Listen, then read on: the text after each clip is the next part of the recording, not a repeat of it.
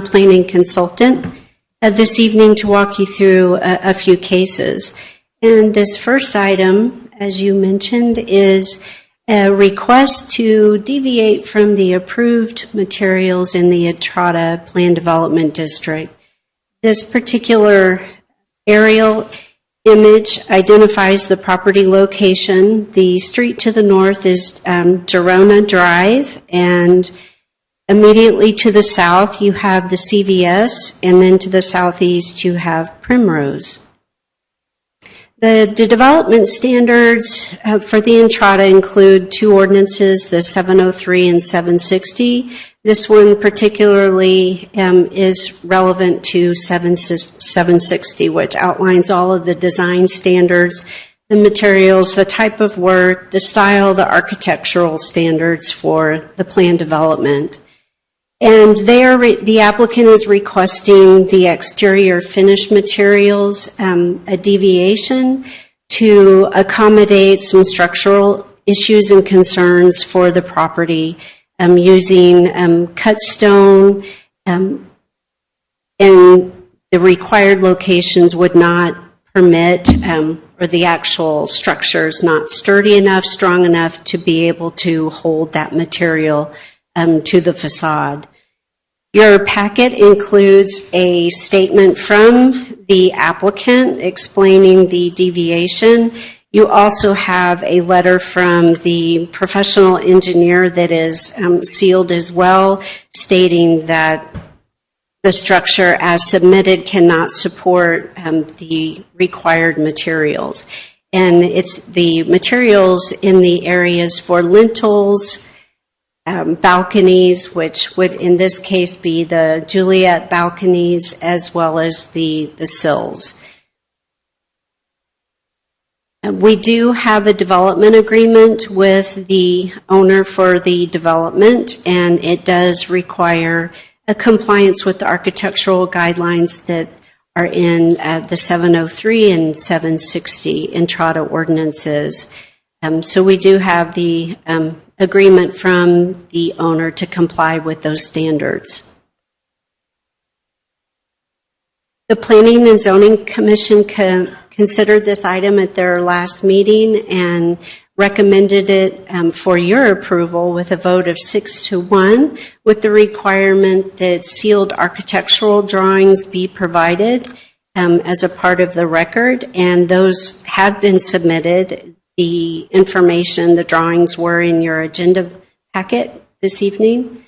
And also the Planning and Development Department recommends approval of the request as presented with the Planning and Zoning Commission's additional condition. I'd be happy to answer any questions that you might have. I believe the applicant is here. Should you have some questions for him or a presentation? Questions? Comments from council? Yeah, if the applicant's here. Yes, sir. Yeah, this is maybe the applicant would answer a question.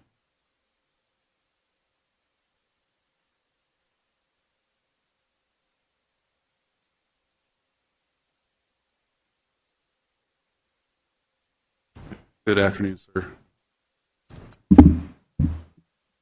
Could you just state your name? Israel Bernal. Israel.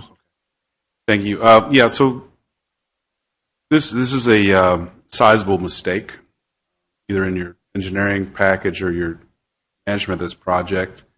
Could you just characterize a little bit how this happened? I don't know if you could say it's a sizable mistake. When this building was designed, and structure, if you actually look at the ordinance and look at the packet that we put together, it actually doesn't deviate once you get to that third story. So that third story isn't complete. So that part is correct. But when we came and we pulled permits with the drawings as they were, with which what it shows was the elevation of the thin cut stone on the third floor and above, which that's actually in your ordinance. You can see it in your packet. Yes. It's actually in Michael White, I build for Israel. architectural plans that were submitted shows that the thin cut stone, I mean, it's not sticky stone as other people have called them. It's cut stone. It's from the quarry.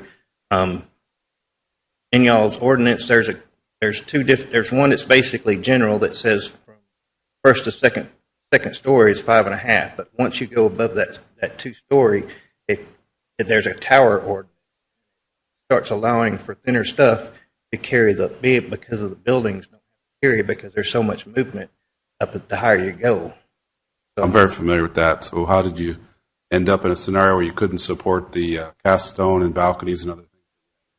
Well, because the architect draws something that looks pretty on paper, but does not necessarily work the higher you go up. Oh, yeah.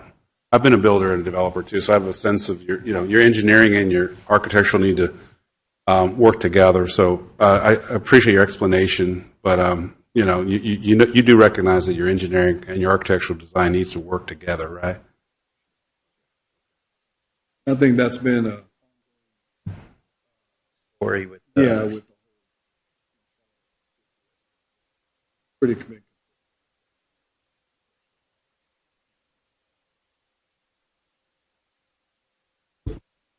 Any other questions? Mr. Bernal, I only have one question, and that is the use of, I know we've called it EFS before, and it's not the real name of it. It's a different product, but it's EFS adjacent, basically, right? And I know that the structural member supposedly it's designed for its use, right? But is there anything that's keeping you from just using, like if we were to approve the cut stone, that we could still use the stucco in those areas that are EFS now? It requires a similar backing, is my understanding, or a similar support structure.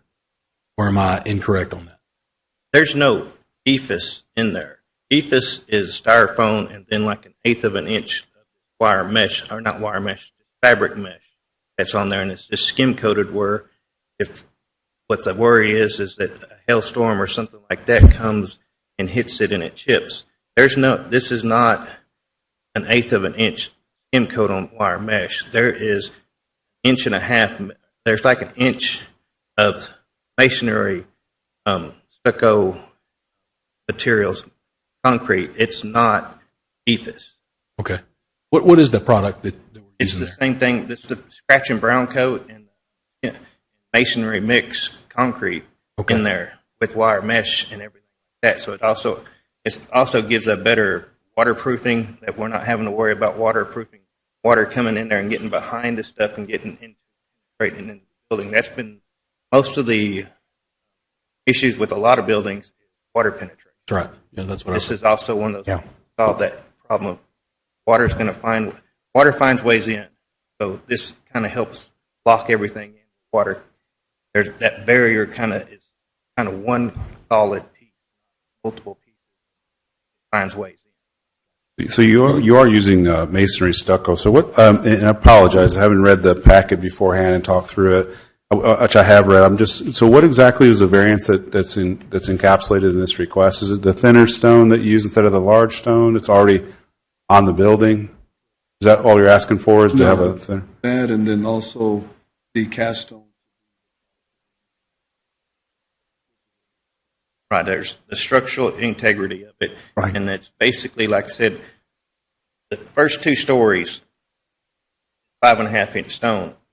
That's the general ordinance. But once you go above that, they give you the deviations, perimeters of use this, you can use this once you're above that second story. Sure. And that's how the plans were turned in with thin cut and everything like that to accommodate that. Now the Juliet balcony was an issue with cast stone sitting on.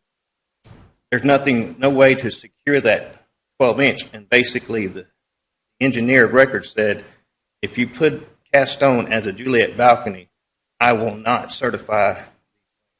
Okay, so what you've done is you've used cast stone above the second story, but it's a thinner product. And Yes, it's okay. same material, but it's also kind of cast stone can be made off-site, but you have issues with it not being able to hold properly together with the building. Now basically with all the wire mesh, able to kind of get everything together, it's all glued together and kind of. Okay, so we still have, it's thin stone, but it's real stone on the bottom. We have real masonry stucco on a lath, like in traditional. Over around 3/4 thick. Okay, and then you just used this. You used cast stone, but a smaller cast stone. We use cast stone from the first and second floor, like the retail area and stuff like that, the arches and everything. That's going to be cast stone. But there's not really. The higher it is, there's not enough ways to hold that cast stone. Right. Really, Right. if something falls off, it's more about liability. So that's where you use the synthetic product for the Yeah. surrounds and the lintels, and is All that what we're locked talking together. about? Okay. And if you look in that packet, you can see that there's similar product used at the Starbucks and at a couple. So I guess my question is, if you knew that you were going to be deviating from the architectural guidelines that are in the development plan, why did you not bring it to us ahead of time? And why are you asking for the variance now, as opposed to in the beginning of the process? Well, technically, we're not deviating. If you look at, like Michael, we were explaining earlier about the rock, the thin cut rock on the higher elevation, and that's according to your ordinance in there. You can do that.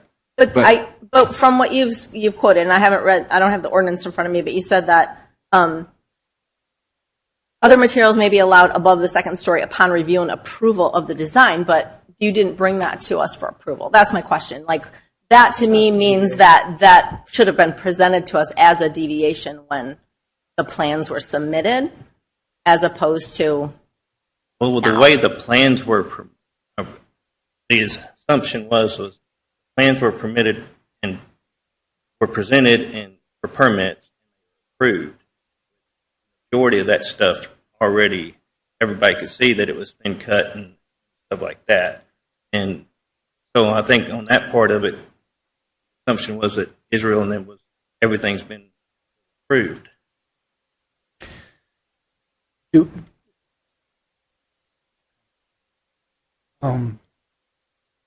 Any other questions from council? Can I get a motion to approve 24-351? So moved. Can I get a second? Second. All in favor? Aye. Aye. Any opposed? Motion carries. Gentlemen, one,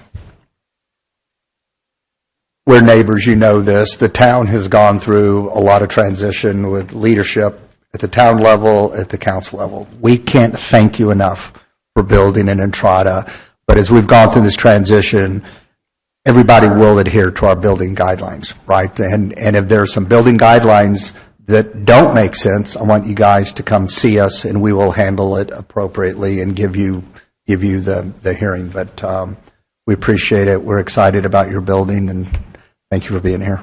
And Mayor, Thank you. Also, just remember, too, on the deviation, Yeah. that we'll just have metal around. Thank you guys for coming up and All explaining right. it. Thank you, guys. Appreciate your time. Yeah, it's.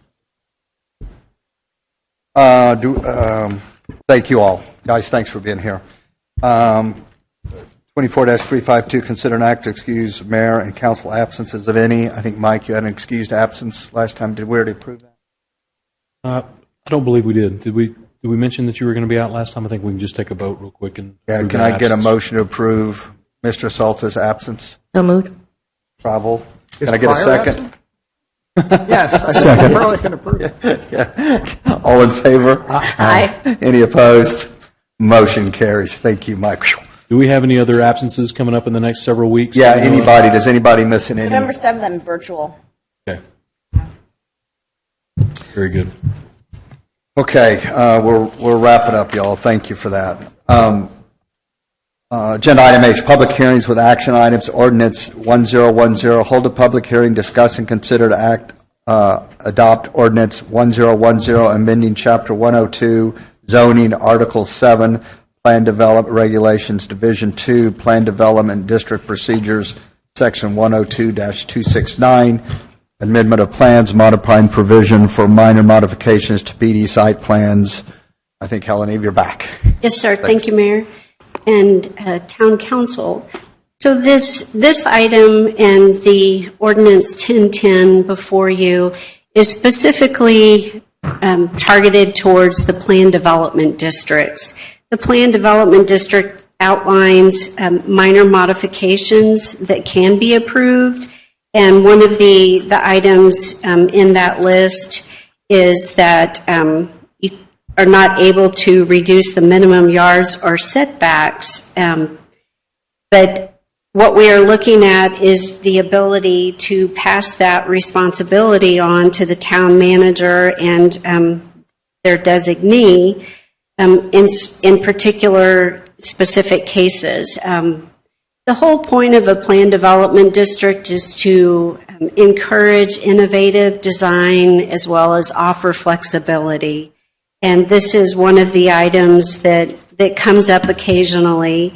And staff has taken a look at this amendment and put together the proposal in the amended ordinance outlining the removal of the inability to reduce minimum yards or setbacks. The Planning and Zoning Commission reviewed this item at their last meeting and unanimously recommended it for your approval. And I would be happy to answer any questions that you might have, and this is a public hearing. I do have a question. So in terms of this being a limited, this is for minor adjustments to site plans. My concern is that I just want to make sure that this stipulated that it is a case-by-case basis, that it's not like we're handing over the ability to change the setbacks on all of the lots in a development or in a residential development that couldn't be changed in a sweeping, substantive way. It'd only be isolated to specific lots. Is that correct? You're correct. Very good point. And it also includes that if the town manager or designee is not comfortable with it and feels like it needs further vetting, it will go to P&Z and City Council as part of site plan amendment.